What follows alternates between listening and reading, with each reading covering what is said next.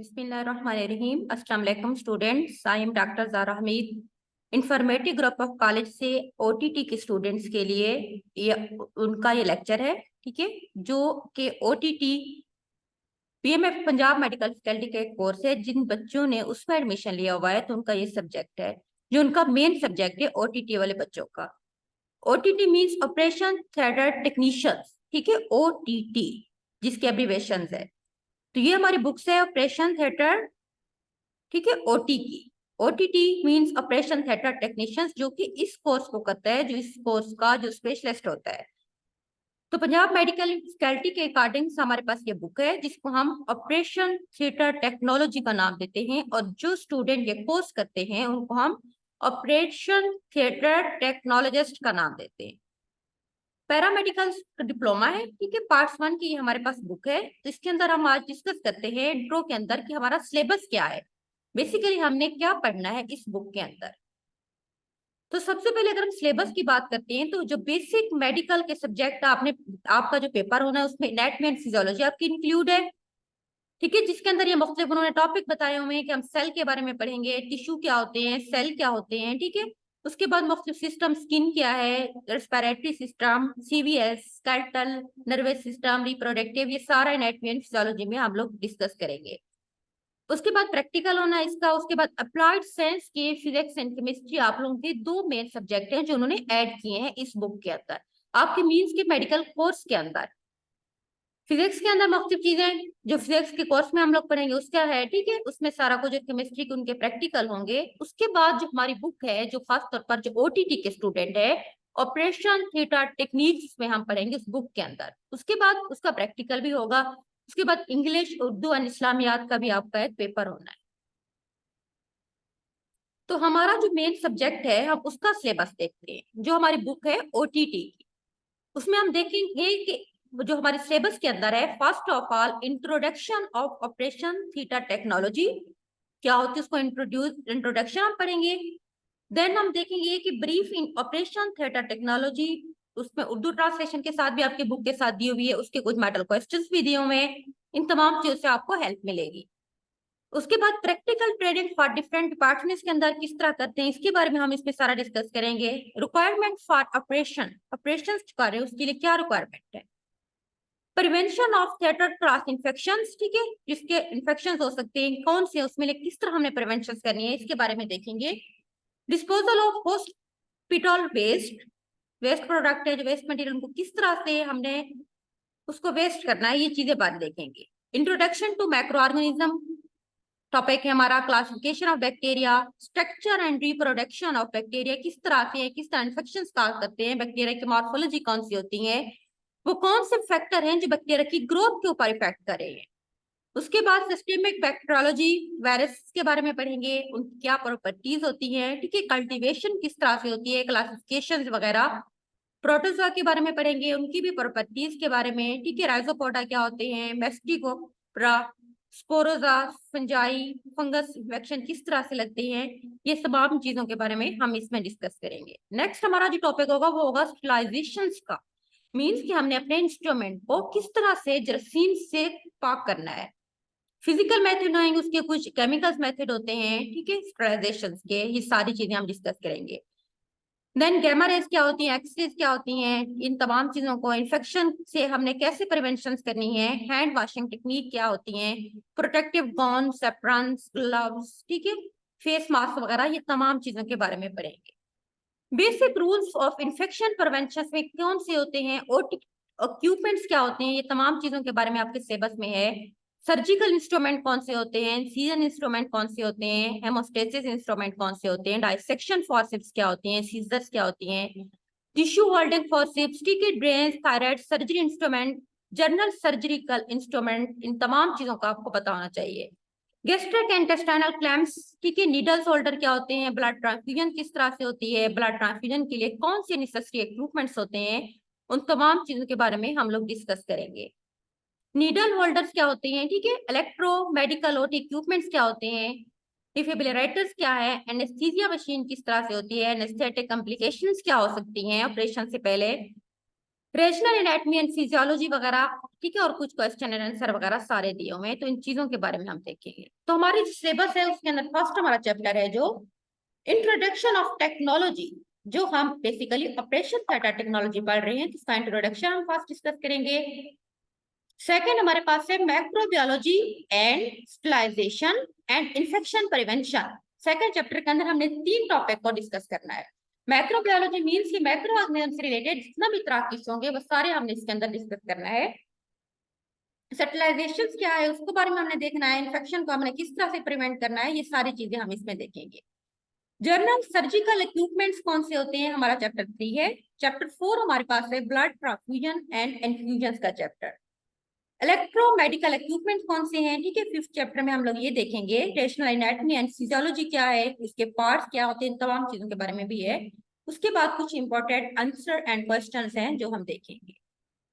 तो फर्स्ट हमारा चैप्टर जो है उसमें हम थोड़ा सा आज इंट्रो करेंगे, just introduction of operation theatre technology.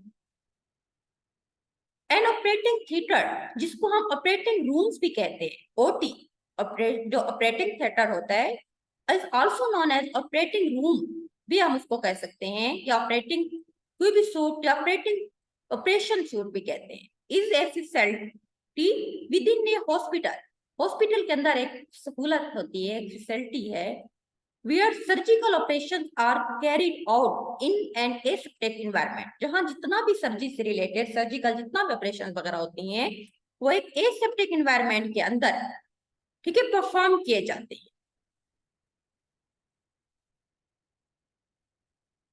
Introduction of OT technology, अगर हम बात करते हैं तो बेसिकली क्या है, पहले तो हमने ओटी ऑपरेशन थिएटर के बारे में पढ़ा था ना, कि हॉस्पिटल के अंदर रूम होते हैं जहाँ पे सर्जिकल ऑपरेशन परफॉर्म किए जाते हैं, तो हम उसको ओटी रूम्स कहते हैं। OT technical staff, operation theatre का जो टेक्निकल स्टाफ है उनका जो मेन कंसर्न है with the department of anaesthesia, critical care surgery.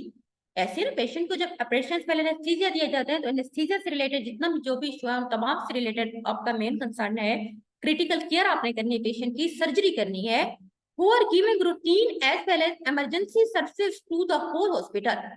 जो स्टाफ है बेसिकली ओटी का, वो तमाम सर्विसेज प्रोवाइड कर रहा है हॉस्पिटल के अंदर, रूटीन के अंदर भी, इमरजेंसी में भी। ऑपरेशन थिएटर टेक्नोलॉजिस्ट बेसिकली जो आपका कोर्स है, इसी आप क्या है, आप जो आपने जो कोर्स किया है तो आप ऑपरेशन थिएटर टेक्नोलॉजिस्ट है ना, is an important member of the operation theatre team, जो पूरी ओटी टीम है उसके आप एक अहम मेंबर है, and play key role in the operation, operation theatre के अंदर आपका एक अहम रोल है। Operation theatre technical staff are not only concern with equipment और इंस्ट्रूमेंट, आपका जो मेन कंसर्न है जस्ट इंस्ट्रूमेंट जो हॉस्पिटल में यूज हो रहे हैं या जो इक्विपमेंट है उसके साथ नहीं है, बल्कि also with the patients life and health in many ways. आपका तो मेन कंसर्न पेशेंट की हेल्थ और लाइफ के साथ है, जस्ट इंस्ट्रूमेंट से नहीं है। These technologies provide services in life-saving and critical places, ठीक है, जैसा कि ICU, इंटेंसिव केयर यूनिट्स के अंदर, इमरजेंसी ओटी में, ऑक्सीजन मैनिफोल्ड प्लांट रूम, इन तमाम में आपने अपनी सर्विसेज प्रोवाइड करनी है। ऑपरेशन थिएटर के अंदर, ठीक है, CSST के अंदर, उसके बाद कोई भी वहां पे डिजास्टर वगैरह हादसा वगैरह के पेशेंट आते हैं तमाम के अंदर। They also include staff sterilisation services, जो भी बेसिकली ऑपरेशन थिएटर के अंदर जितना इंस्ट्रूमेंट यूज होते हैं तो उनको स्टरलाइज करना बहुत जरूरी होता है, क्योंकि इस तरह अगर जो जरासीम होंगे एक पेशेंट को अगर हमने इंस्ट्रूमेंट यूज किए दूसरे पेशेंट के लिए वो यूज करेंगे तो उस पेशेंट को जाके वो इन्फेक्टेड कर देंगे। सो जो भी स्टरलाइजेशन सर्विसेज होती हैं वो प्रोवाइड करना भी स्टाफ के साथ आपका एक अहम काम है। Operation theatre technology comprise of operation theatre assistant, उसमें आ जाते हैं, उसमें टेक्नीशियंस होते हैं, ठीक है, सीनियर टेक्नीशियंस होते हैं, टेक्निकल असिस्टेंट्स होते हैं, सुपरवाइजर आपका होता है, टेक्निकल ऑफिसर होता है, ये तमाम टीम इंक्लूड है जो कि हॉस्पिटल के अंदर काम करते हैं। नेक्स्ट हमारे पास है operation theatre technologist in health services, कौन सी सर्विसेज प्रोवाइड कर रहे होते हैं जो ऑपरेशन थिएटर टेक्नोलॉजिस्ट होते हैं किसी भी हॉस्पिटल के, उसमें जनरल सर्विसेज वो कौन सी प्रोवाइड करते हैं। हमें पता है कि ओटी जिसको हम ऑपरेशन थिएटर कहते हैं वो एक कोई भी जगह होती है जहाँ पे हम इंसानों की ट्रीटमेंट की जाती है सर्जरी के through, where treatment of the human being is done by surgery. The technique which apply for an operation before, during and after surgery is called operation theater technology. तमाम टेक्निक जो surgery से पहले, surgery के दौरान and surgery के बाद patients को ये अप्लाई की जाती हैं, उसको हम ऑपरेशन थिएटर टेक्नोलॉजी का नाम देते हैं। ऑपरेटिंग रूम्स होते हैं या हम उसको ऑपरेशन थिएटर भी कहते हैं। Block one of the important special department hospital का एक अहम डिपार्टमेंट होता है। Operating room is particularly room where the surgery and surgical procedure are conducted, जहाँ पे तमाम सर्जिकल प्रोसीजर परफॉर्म किए जाते हैं। All the categories of staff working in the unit are provided with changing room। ठीक है, तमाम स्टाफ जिन्होंने ओटी में काम करना है उनके चेंजिंग रूम सेपरेट देने चाहिए, जहाँ पे वो अपने ऑर्डिनरी क्लॉथ्स पहने हुए हैं उनको वो चेंज कर लें। ठीक है, उसके बाद वो ऑपरेशंस वाले गारमेंट्स पहन लें, अपने आप को बिल्कुल कवर कर लें क्लीन गाउन्स के साथ, कैप्स के साथ, ओवरशूज के साथ, before inter into the operation theatre. Any cross traffic for people, कोई भी लोग जिनका मेडिकल से कोई रिलेटेड नहीं है, जो नॉन टेक्निकल स्टाफ है, उनको इजाजत नहीं होती कि उस रूम में इंटर हो। Nature of work, OT technical staff is highly specialised. अगर हम नेचर ऑफ वर्क की बात, आपका काम बहुत ज्यादा स्पेशलाइज्ड है, highly sophisticated and very sensitive work है आपका, क्योंकि आपने सर्जरी के दौरान पेशेंट को डील करना होता है, पेशेंट की लाइफ के साथ आपका काम।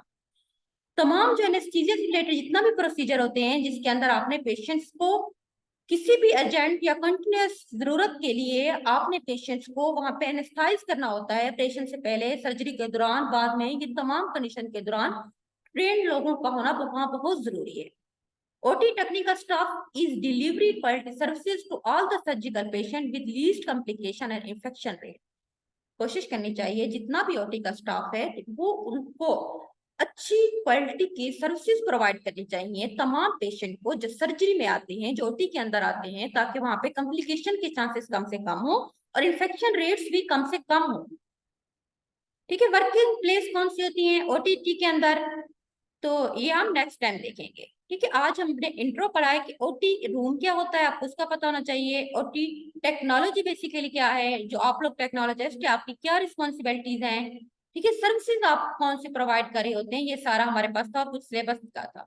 तो आज का लेक्चर बेटा मैं इधर ही एंड कर रही हूँ, नेक्स्ट टाइम हम इंशाल्लाह आगे स्टार्ट करेंगे।